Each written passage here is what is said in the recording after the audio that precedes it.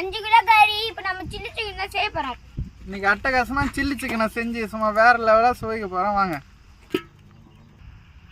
எப்பா எண்ணெய் வச்சுக்கலாம்பா.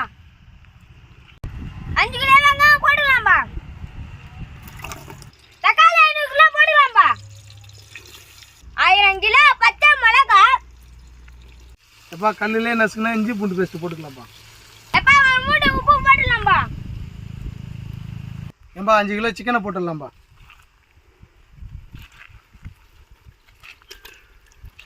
மிளகாத்தூள் போட்டுடலாம்பா. மட்டன் மசாலா போட்டுடலாம்பா. மல்லி பவுடர் போட்டுடலாம்பா.